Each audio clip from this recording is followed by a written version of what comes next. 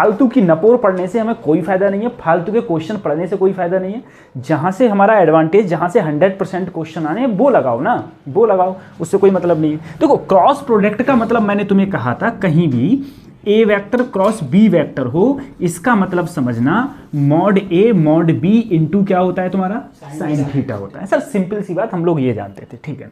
मैंने तुमसे कहा था तुम डायरेक्शन कैसे देखते हो, तो तुम बोले सर अगर ए वेक्टर इधर है और बी वेक्टर मान लो कहाँ है, नीचे, ये एंगल क्या हो गया थीटा। तो अगर मैं तुमसे कभी भी ए क्रॉस बी पूछा, बताओ ए क्रॉस बी की डायरेक्शन क्या होगी, तो तुम क्या बोले सर हथेली ऐसे रखी, हथेली किसकी तरफ रखोगे, ए की तरफ, और उंगलियों को कर्ल किसकी तरफ करोगे, बी की तरफ। तो ऐसे करके इधर कर्ल किया तो डायरेक्शन कहां दिखा रहा है, अंदर की ओर, यानी कि इसकी डायरेक्शन कहां होगी, अंदर की ओर होगी। लेकिन अगर यहीं पर क्वेश्चन मैंने बी क्रॉस ए पूछ लिया, बी क्रॉस ए का मतलब है पहले उंगलियां किधर रखें, बी की तरफ, किधर रखें, बी की तरफ, और मोड़े किधर, ए की तरफ। तो देखो ऐसे ही तो मोड़ेंगे, तो डायरेक्शन कहां दिखाएगा, अपवर्ड। तो सर जी इसकी तो इनवर्ड थी, लेकिन इसकी डायरेक्शन कहां दिखा रहा है मुझे, अपवर्ड दिखा रहा है। सिंपल सा हम लोग ये रूल्स को अच्छी तरीके से जानते थे।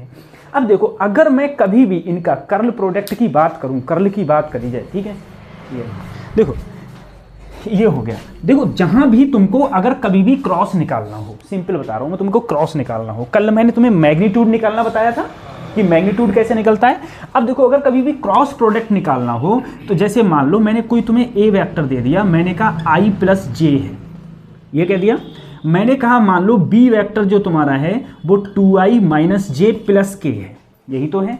अब तुमसे मैंने कहा बताओ ए क्रॉस बी मुझे निकाल के दो, तो सिंपल सा रूल है सर, ए क्रॉस बी। सबसे पहले क्या करना, आई जे के करना। उसके बाद में देखो पहले क्या लिखा हुआ है, ए, तो पहले ए का लेना, आई के अगले कितना है 1, जे के अगले कितना है 1, के है ही नहीं है तो क्या है 0, नहीं होगा तो 0 होगा। अब सर देखो बी, आई के आगे 2, जे के आगे -1, के आगे 1, ठीक है। इसको ऐसे लिख लिया, ऐसे कर लिया। अब उसके बाद में सर जी अब क्या करें हम लोग, तो देखो अब क्या करोगे, अब सबसे पहले तुम लेना आई, सबसे पहले क्या लेना, आई लिया, आई के सामने सामने खत्म कर दो, कतई सामने सामने, देखो सामने सामने खत्म कर दिया। तो एक की एक से, एक एकम एक, इसकी इससे करोगे तो क्या आ जाएगा 0।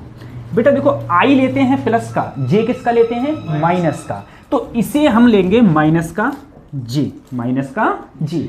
अब देखो सर सामने सामने खत्म करो, ये सामने सामने खत्म कर दिए, तो ये 2 बचे, और तो एक की एक से एक एकम, 2 की 0 से 0, फिर प्लस के, ध्यान रखना आई प्लस का, जे माइनस का, ये किसका लेते हैं प्लस का।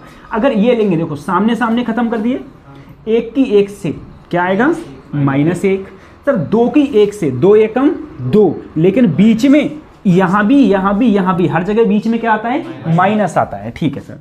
तो यहाँ पर क्या बचा आई, यहाँ क्या बचा माइनस जे, माइनस माइनस -3 की के से मल्टीप्लाई करी तो क्या आया -3 के, ये मेरा क्या आया सर ए क्रॉस बी आया। बात समझ में आ रही है, ये क्या आया मेरा ए क्रॉस बी। हालांकि सबसे ज्यादा जो क्वेश्चन पूछे जाते हैं वो तुमसे डॉट प्रोडक्ट के पूछे जाते हैं। डॉट प्रोडक्ट में क्या होता है, अगर बेटा इसी का डॉट प्रोडक्ट होता तो क्या करता, मैंने कल बताया था क्या करते, 2 की 1 से 2 एकम 2, इसकी 1 से -1 और इसकी 0 से, ठीक है, क्योंकि यहां पर कुछ नहीं है तो 0 के है, ठीक है। तो बस के से कर दो, जे से कर दो, आई से कर दो। डॉट प्रोडक्ट में मेरा इस सिंपल सा ये क्वेश्चन इस टाइप से डॉट प्रोडक्ट के पूछे जाते थे, ठीक है। देखना सर इस ला को और देख लो, मान लो कभी भी इस टाइप से भी क्वेश्चन पूछा जा सकता है। पॉलीगॉन ला क्या कहता है, पॉलीगॉन ला ये कहता है सर ये मेरा ए वेक्टर है, तुम बोले ठीक है, ये मेरा बी वेक्टर है, तुम बोले ठीक है, ये मेरा सी वेक्टर है, तुम बोले अब बी सही है, ठीक है, ए बी सी, क्या ये तीनों आपस में जुड़ सकते हैं, हाँ जुड़ सकते हैं। क्यों, कल मैंने बताया था सर पैर हैं। तो सर अगर मैं इन दोनों इन सबको जोड़ूं, ये मेरा जोड़ हो गया, अगर इस जोड़ को मैंने आर वेक्टर माना, क्या माना आर वेक्टर, तो आर वेक्टर जो होगा वो होगा ए वेक्टर प्लस बी वेक्टर और प्लस सी वेक्टर, तीनों का क्या होगा एडिशन होगा, तीनों का क्या हो जाएगा एडिशन। बात समझ में आ रही है, इसको हम लोग क्या बोलते थे, इसको हम लोग बोलते थे पॉलीगॉन लॉ बोलते थे, ठीक है, पॉलीगॉन लॉ इसको ऐसे बोल देते हैं। देखो जो तुम्हारे क्वेश्चंस पूछे जाएंगे वो इसी टाइप से क्वेश्चन पूछे जाते हैं। एक तरीका और देख लो, ठीक है। अच्छा इसमें सर जी और क्वेश्चन पूछे जा सकते हैं क्या, क्यों नहीं पूछे सकते हैं। देखो ऐसे कह देगा वो, ऐसे कह देगा कि मान लो यहाँ से ओ है, ये ए है, ठीक है, ओ बिंदु ए बिंदु, ओ पॉइंट, ये हो गया बी, ये हो गया सी, ये हो गया डी, यही तो हो गया, ये ए वेक्टर, ये बी वेक्टर, ये सी वेक्टर और ये डी वेक्टर। तो इन सब का सम ही तो मेरा ये है, यही तो मेरा सम है। तो मैं कहूँ बताओ यहाँ पर ओ ए मतलब ये वाला A vector plus B vector plus C vector plus D vector किसके बराबर होगा, ये वेक्टर मैंने आर मान लिया तो आर वेक्टर के क्या होगा, बराबर। साथ समझ मारिए, आर वेक्टर के, देखो सबका मैंने एडिशन कर दिया, सबके बराबर क्या हो जाएगा, आर वेक्टर। ये कौन सा ला है, पॉलीगॉन ला। अब बताओ क्या मैं इसको ऐसे लिख सकता हूं सर, ए वेक्टर प्लस बी वेक्टर ये वाला वेक्टर के बराबर हो जाएगा, ए बी किसके बराबर हो जाएगा, इसके।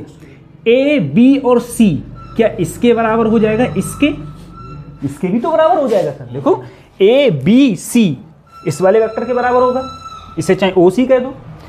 ए और बी इस वाले के बराबर होगा, ए बी सी इसके बराबर होगा।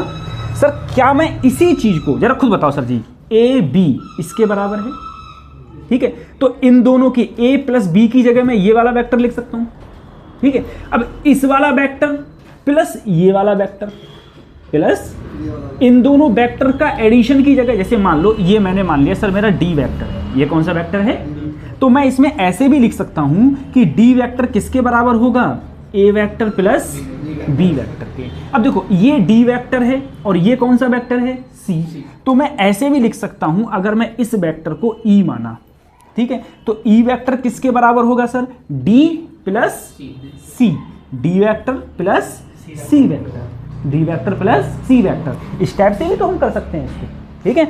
ऐसे ही अगर मैं लिखूं तो E vector plus D vector को क्या आर वेक्टर लिख सकता हूं, क्या लिख सकता हूं, आर वेक्टर भी हम लोग लिख सकते हैं, सही है। तो ऐसे भी चाहो तो इस टाइप से भी अगर आने को आ जाए तो हम इस टाइप से भी इसको बता सकते हैं पॉलीगॉन लॉ से। उसके बाद पॉलीगॉन लॉ के बाद में बिल्कुल संक्षेप में बात कर रहे हैं इनकी, क्योंकि ये इतना इंपॉर्टेंट नहीं है ना, इसीलिए इतना ज़्यादा इस पर टाइम देने का कोई फायदा नहीं है। दूसरा देखो एक क्वेश्चन और भी काफ़ी पूछे जाते हैं। मैंने तुमसे कल कहा था, तुम बोले थे सर अगर इधर एक्स एक्सिस हो, एक्स का मतलब होगा सर आई, इधर अगर बाई हो, बाई का मतलब होगा जे, इधर अगर जेड हो, जेड का मतलब होगा सर एक्स बाई जेड, आई जे के। बात समझ में आ रही है। मेरे पास कोई एक वेक्टर है, कोई भी वेक्टर मान लिया, मैंने कहा मान लो मेरे पास पी वेक्टर है, पी वेक्टर है 2i प्लस 3j माइनस के, ये वेक्टर है मेरे पास, ठीक है। ये इस वेक्टर का मतलब ये हो गया कि यदि मैं यहाँ से ओरिजिन से कोई ऐसा वेक्टर डालूं, वो वेक्टर x को कितने पर काट रहा होगा, 2 पर, y को कितने पर काट रहा होगा, z पर कितने पर काट रहा होगा, -1 पर, यही तो होगा। अब अगर मैं ये कहूं कि ये जो वेक्टर है p वेक्टर x अक्ष से, x एक्सिस से कितना एंगल बना रहा होगा, y से कितना बना रहा होगा, z से कितना बना रहा होगा, ठीक है। अगर कभी भी ये बात आती है, या चलो मैं यहाँ पर आई जे, यहाँ पर मैं ऐसे लिख लूँ तो ज़्यादा सही रहेगा, ए एक्स आई प्लस ए वाई जे प्लस ए जेड के। अब तुम इस क्वेश्चन को समझने की कोशिश करना। जैसे मान लो सर मैंने 2 एक्सिस मान ली, ये मेरी x हो गई और ये मेरी y हो गई, ठीक है, z मैंने मान लिया, भी नहीं बताइए तुमको, ठीक है। अब बताओ कोई वेक्टर मेरा ये है, ये है, ये देखो ये x में भी है, y में भी है और z में, तीनों में है। देखो ऐसा कोई वेक्टर है, लो ऐसा वेक्टर है, ठीक है। अब मैंने क्या किया, ये y है, यहाँ से परपेंडिकुलर डाला, कितने पर काटा सर, ये 90 पर, 90 परपेंडिकुलर डाला, इस पर 90 पर एंगल बनाया, कितने पर काटा, ये बाई है, क्या है बाई, तो कितने पर काटेगा, ए बाई पर, कितने पर काटेगा, यहाँ से मैंने x पर डाला तो कितने पर काटेगा, ए एक्स पर। अब तुम समझना सर एक बात बताओ मुझे, अगर मैं बात करूं इसमें, बात करूं सर यहाँ ये मेरा एंगल है, ये क्या है मेरा, अरे यही तो एंगल बना रहा है बाई से। मुझे बताओ ये वेक्टर बाई से कितना एंगल बना रहा है, तुम बोले ये यही तो बना रहा है। और सर जी ये एंगल कितना है, 90, 90 है। 90 के सामने वाला हाइपोथेनियस या फिर कर्ण है। थीटा के सामने वाला क्या है, थीटा के सामने वाला परपेंडिकुलर। थीटा के सामने वाला क्या होता है, परपेंडिकुलर। थीटा के सामने क्या है, तो ये क्या है, बेस। ये क्या है, बेस। अब तुम जरा इसको समझने की कोशिश करना। सर मेरा कोई एक वेक्टर था, मैंने ऐसे दे दिया, ये पी वेक्टर, ठीक है, पी वेक्टर है। जब मैंने सर परपेंडिकुलर डाला तो ये एंगल कितना आया, 90 के सामने वाला हाइपोथेनियस। और सर जी यही तो एंगल बना रहा है, ये मैंने मान लिया बीटा। कितना एंगल मान लिया, बीटा के सामने वाला ये परपेंडिकुलर, लंब बोलते हैं। तो ये क्या होगा सर, बेस, जिसे आधार बोलते हैं। क्या बोलते हैं, आधार। अब अगर मैं सर जी इस बीटा की वैल्यू बताऊं, क्या मुझे ये दूरी पता है, नहीं पता है ना। क्या मुझे ये बेस पता है, बोलो, बेस पता है क्या, मुझे पता है, क्योंकि सर जी यहां से ये परपेंडिकुलर डाला तो ये किस पर काटता है, ए बाई पर। किस पर काटेगा, ए। यहां से एक्स पर डालूंगा तो किस पर काटेगा, ए एक्स। इसका मतलब सर मुझे बेस पता है, मुझे बेस, मुझे सर हाइपोथेनियस नहीं पता है। तो हाइपोथेनियस कैसे निकालेंगे, ये पी वेक्टर है, इस पी वेक्टर का क्या निकाल लूं मैं, मॉड निकाल लूं। क्या निकाल लूं, मॉड। और मॉड कैसे निकालूंगा, अंडर रूट ए एक्स स्क्वायर ए वाई स्क्वायर ए जेड, यही तो निकल आएगा। अब सोचो सर, मुझे हाइपोथेनियस भी पता है और मुझे बेस भी पता है। अब अगर मैं बाई एक्सिस से एंगल बनाऊंगा, किससे बनाऊं, बाई एक्सिस से, ठीक है। हाँ, angle at by axis, vector by axis से कितना एंगल बना रहा होगा। तो देखो बेस और हाइपोथेनियस किस में आते हैं, कॉज में। एंगल क्या लिया है मैंने, बीटा। क्या लिया है, बीटा। मुझे बताओ कॉस बीटा क्या होता है सर, बेस अपॉन हाइपोथेनियस। बेस कितना है सर इसका, बोलो, ए वाई। कितना है, और हाइपोथेनियस क्या है, पी वेक्टर। यहां पर मैंने कौन सा वेक्टर लिया है, पी तो लिया है, तो पी वेक्टर का क्या लगा दिया, मॉड। क्या लगा दिया, मॉड। अब दूसरा, अगर मैं ऐसे ही, अगर मैं ये बाई से हो गया, अगर मैं एक्स एक्सिस से लूं, किससे लूं, एक्स एक्सिस से, तो जैसे यहां ए वाई है, ऐसे ही यहां पर क्या होगा, ए एक्स, और नीचे क्या होगा, पी वेक्टर। ऐसे ही मैं किससे लूं, बोलो, जेड एक्सिस से। तो यहां पर क्या मान लिया मैंने, एंगल गामा मान लिया। क्या मान लिया, गामा। बताओ ये क्या होगा सर, तो बोलो ए जेड अपॉन पी वेक्टर, ए जेड अपॉन पी वेक्टर। बात समझ में आ रही है, नहीं आ रही तो देखो, अब मैं क्वेश्चन एक हम लोग करते हैं, उस क्वेश्चन के हिसाब से समझेंगे हम क्या कहना चाह रहा था ये, ठीक है। देखना, मैंने तुमसे कहा कि मान लो मैंने कोई क्वेश्चन में तुम्हें वेक्टर दे दिया, वेक्टर दे दिया मैंने, मान लो आर वेक्टर मैंने दे दिया 2i माइनस जे प्लस 2k, ठीक है। ये वेक्टर मैंने कहा, ये वेक्टर एक्स अक्ष से कितना बना रहा है, बाई एक्स से कितना बना रहा है, और जेड एक्स से कितना बना रहा है एंगल, ठीक है, ठीक है। अब देखो, सबसे पहले अगर एक्स अक्ष से देखा जाए तो तुम बोले सर एक्स से कॉस अल्फा ले लो, कुछ भी ले सकते हो तुम। क्या करोगे, सबसे पहले एक्स के साथ में क्या है, बोलो, आई के साथ में क्या है, 2। क्या है, 2। अब इसका मॉड लो सर, मॉड चलो इधर ले लो, मॉड इधर ले लिया। कैसे लिया, अंडर रूट, 2 दूनी 4, 1 एकम, 2 दूनी कितना आया, 9, 9 का कितना आया, बोलो 3, कितना आया। तो यहां पर क्या कर दिया मैंने, 2/3, सही है। अब मैं बताओ, तुम बाई से कितना बना रहा होगा, -1/3। अब भी तो सर मॉड 3 ही आएगा, अब भी तो मॉड कितना आएगा, 3। अब मैं कहूं बताओ जेड एक्स से कितना बना रहा होगा, तो तुम बोलोगे फिर से 2/3, यही तो एंगल बना रहा होगा। तो एक्स अक्ष, बाई एक्स या जेड अक्ष से कोई भी एंगल की बात आएगी तो हम इस टाइप से क्या निकाल पाएंगे, एंगल किसी भी वेक्टर के निकाल सकते हैं, बता सकते हैं कि किस टाइप से क्या क्या वेक्टर के एंगल्स होते हैं, ठीक है। सबसे पहले तुम्हें क्वेश्चन दे रखा है ए वेक्टर बी वेक्टर, तुम्हें ए वेक्टर का मैग्नीट्यूड कितना है, 2, बी वेक्टर का मैग्नीट्यूड क्या है 4, तुमसे कहा है दोनों के बीच में एंगल क्या है 60 डिग्री, तुमसे क्या पूछा है a माइनस बी, क्या पूछा है। अब मैंने तुम्हें कह दो नहीं बताया है सर क्या कि a माइनस बी का फार्मूला क्या होता है, तुम बोले सर आर वेक्टर बराबर a square plus B square plus नहीं माइनस क्या होता था माइनस 2ab कॉस थीटा।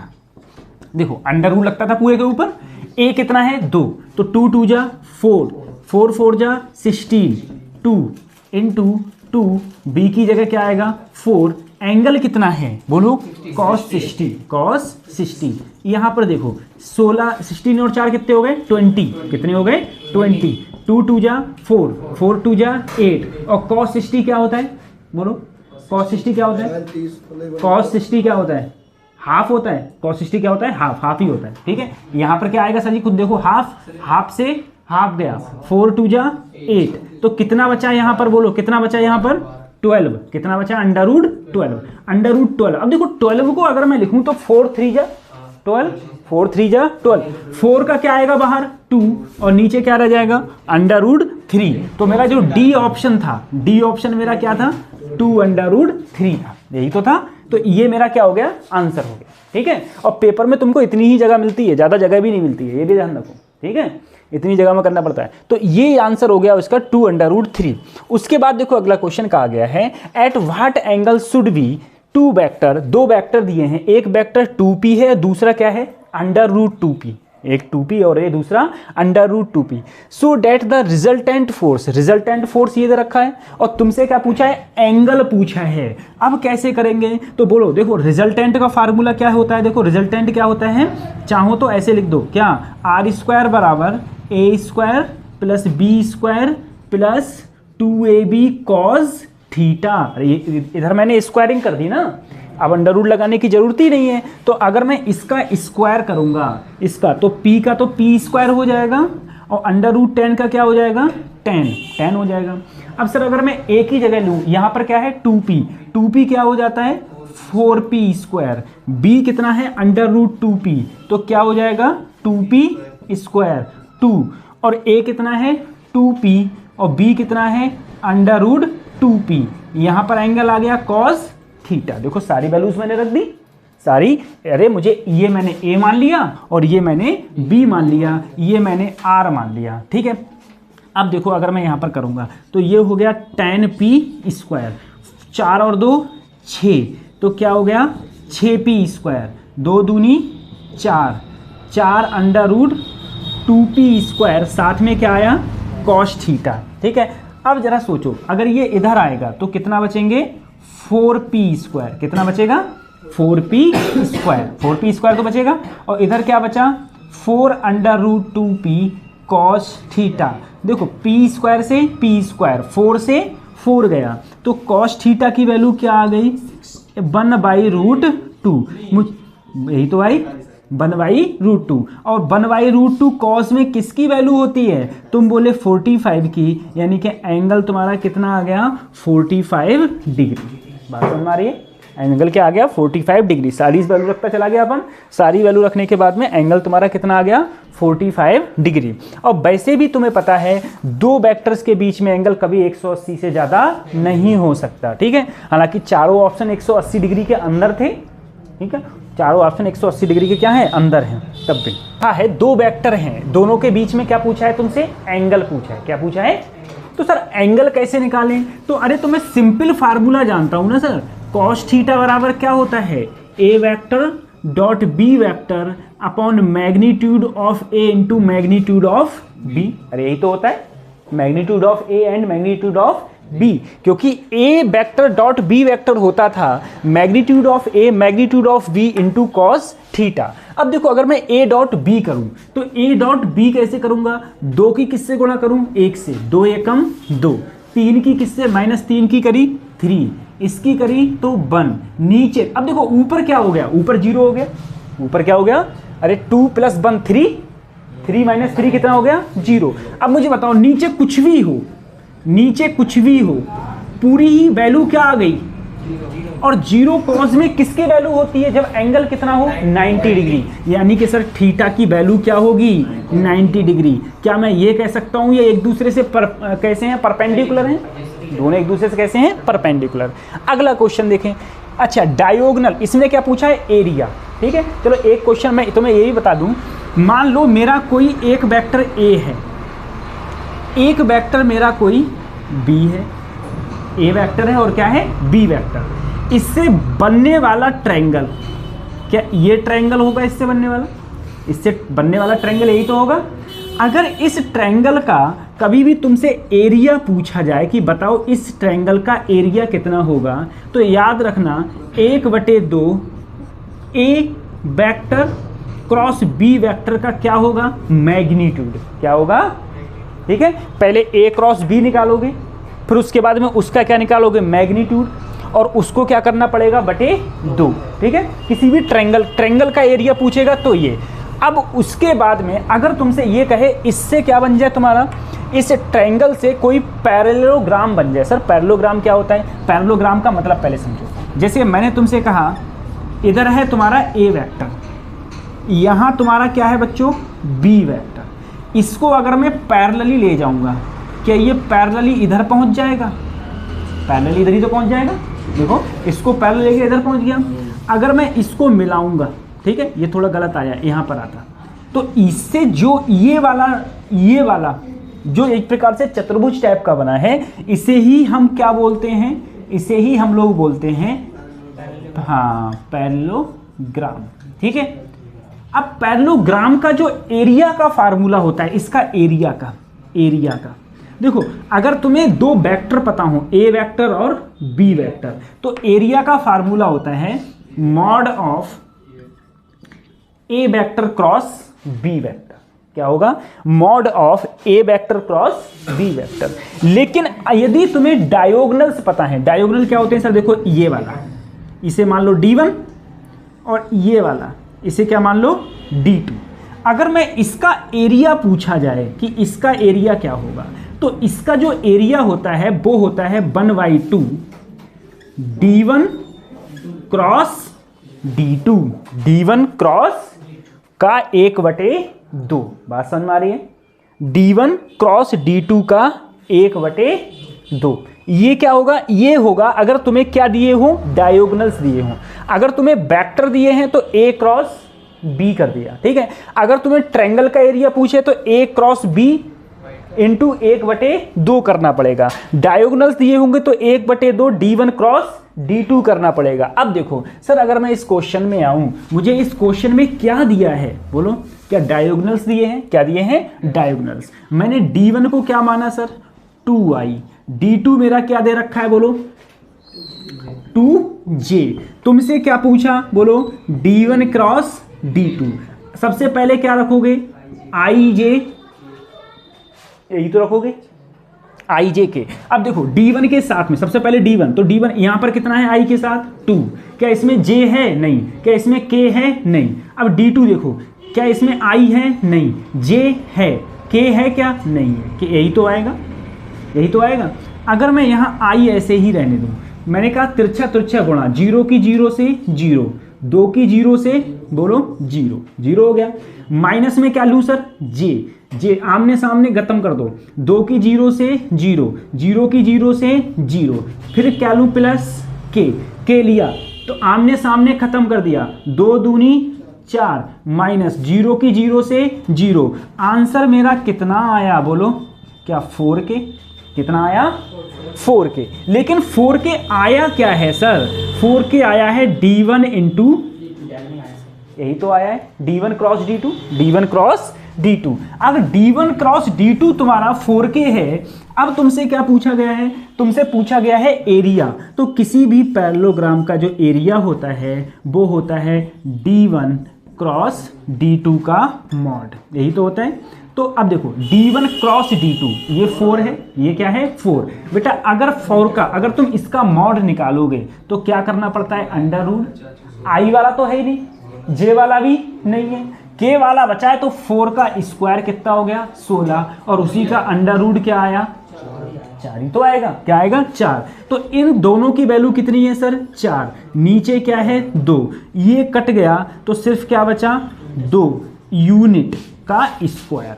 ठीक है, एरिया में क्या होता है यूनिट का स्क्वायर होता है। ठीक है, कोई मुझे यहाँ पर कोई मीटर वूटर थोड़ा ना दे रखा है, ना सेंटीमीटर दे रखा है, तो मैंने क्या कर दिया 2 यूनिट का स्क्वायर। ये मेरा इसका हो गया आंसर, ये होता है।